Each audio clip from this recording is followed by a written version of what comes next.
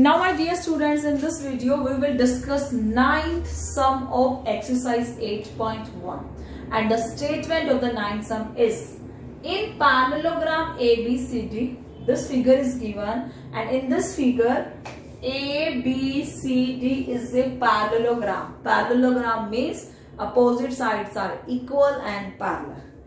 In parallelogram ABCD the 2 points P and Q are taken on diagonal BG और BG is a diagonal.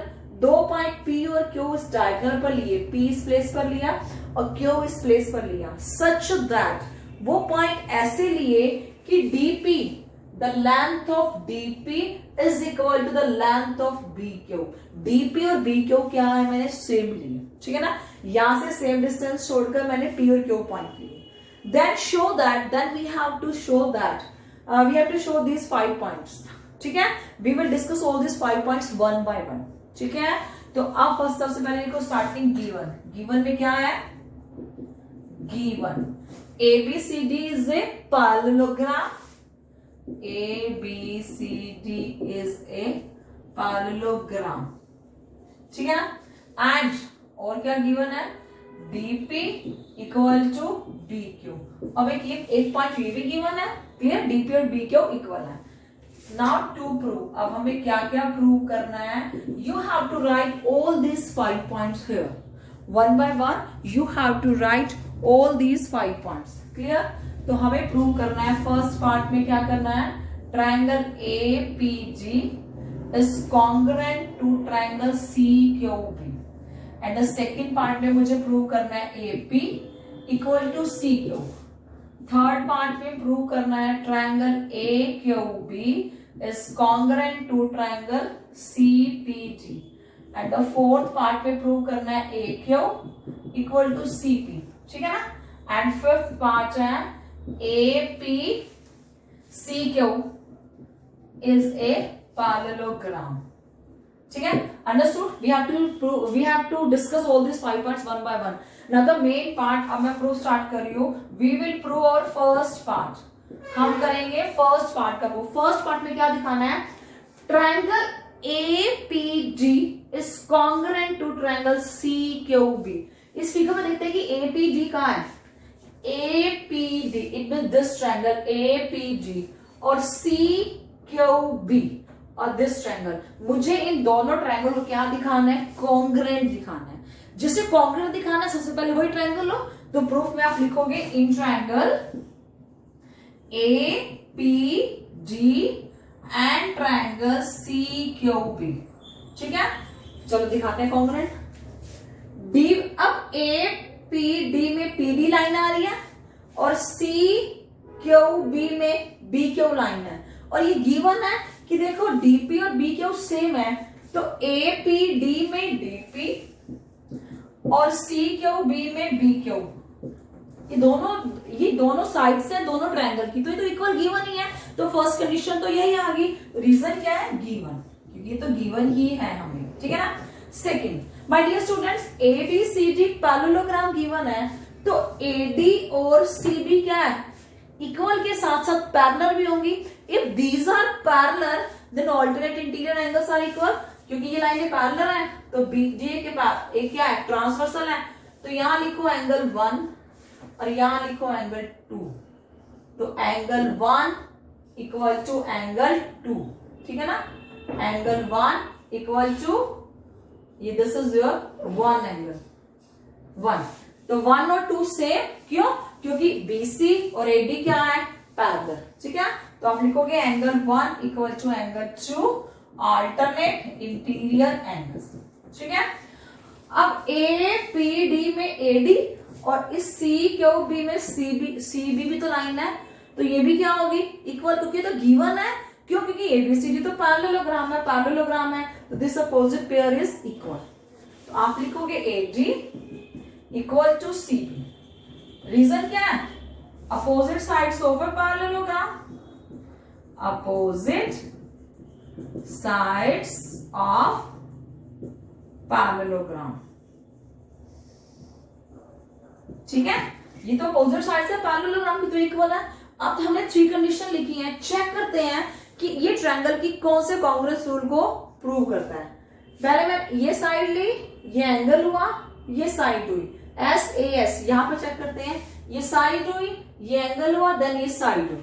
That means by S A S congruence rule, ठीक है ना, triangle APG is congruent to triangle CQB। ये तो prove हो गया। This is we have to prove ना कि हमें क्या दिखाना था, APD और CQB को कॉन्ग्रुएंट दिखाना था, तो मैंने SAS कॉन्ग्रेंस रूल से कॉन्ग्रुएंट दिखा दिया। क्लियर? ये साइड इसके इक्वल है, ये साइड इसके इक्वल है, ठीक है ना। अब दोनों ट्रायंगल अगर कॉन्ग्रुएंट है तो अब इस ट्रायंगल की ये साइड बच गई AP एंड इसकी रिमेनिंग साइड क्या है CQ। तो मैं लिख सकती हूँ दीज AP और CQ are equal by CPCT। आप लिख दो, अगर कॉन्ग्रुएंट है तो मैंने लिख दिया AP equal to CQ। Reason क्या है, CPCT। This is our second part. हमें सेकंड पार्ट में यही प्रूव करना है कि AP और CQ को इक्वल दिखाना है। तो ये तो मेरा सेकंड पार्ट बन गया।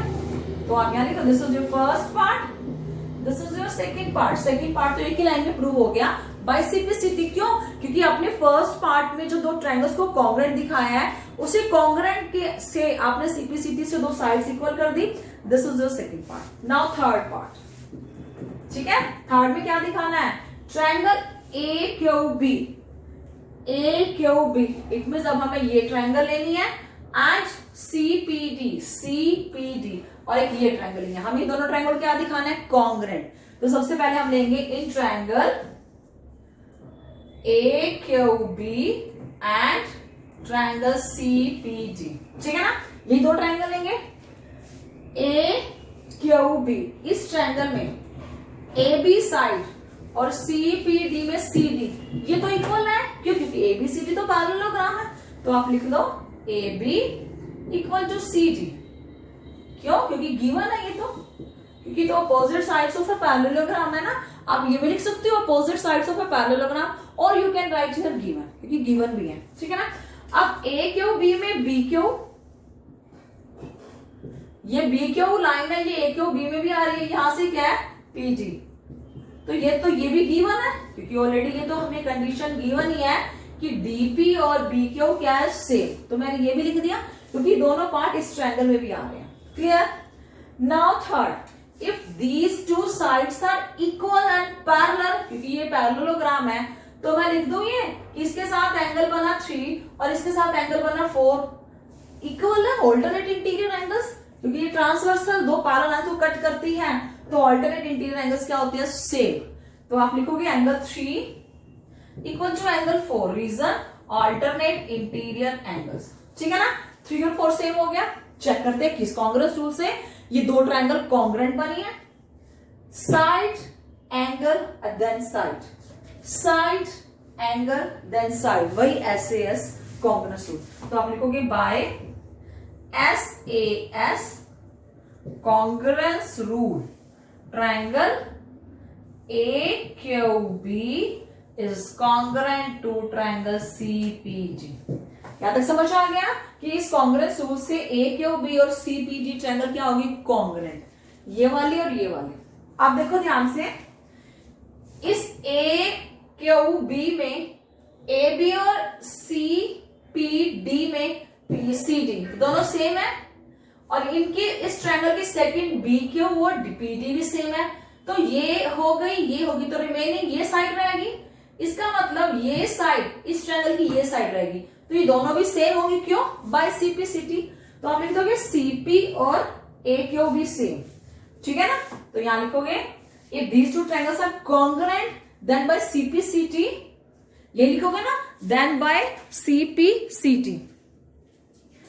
This implies AQ equal to CP, ठीक है ना। अगर ये दो ट्रायंगल कॉन्ग्रुएंट है तो मैं कह दूंगी AQ and CP equal, reason क्या है इसका, by CPCT। This is our fourth part. हमें फोर्थ पार्ट में यही प्रूव करना है, AQ और CP को इक्वल दिखाना है। तो ये मेरा फोर्थ पार्ट भी प्रूव हो गया। तो आप यहां लिख दो fourth part. Clear? First, second, third, fourth clear. Now we have to show that our fifth part. अब मुझे अपना फिफ्थ पार्ट को दिखाना है, हमें क्या दिखाना है फिफ्थ पार्ट में, APCQ is a parallelogram. APCQ it means इस फिगर के अंदर जो फिगर बना है उसे मुझे पैरेललोग्राम दिखाना है, ठीक है ना। अब माय डियर स्टूडेंट्स, हमने बेसिक थ्योरम्स की थी जो 8 थ्योरम्स पैरेललोग्राम की, उसमें एक थ्योरम रिजल्ट ये भी है, A quadrilateral is a parallelogram if each opposite pairs are equal। अगर अपोजिट दोनों पेयर इक्वल हैं तो वो क्वाड्रिलेटरल क्या बन जाएगा, पैरेललोग्राम। अब देखो APCQ है, क्वाड्रिलेटरल है, अपोजिट पेयर इक्वल, तो सेकंड पार्ट में आपने दिखाया APCQ के इक्वल, ये लाइन इस लाइन की इक्वल है, AP और CQ आर इक्वल, और फोर्थ में हमें दिखाया AQ और CP आर इक्वल, दोनों अपोजिट पेयर तो पैरेलल बन गए, that means this will become a parallelogram. तो फिफ्थ पार्ट के आंसर में आप क्या लिखोगे, फिफ्थ पार्ट में फ्रॉम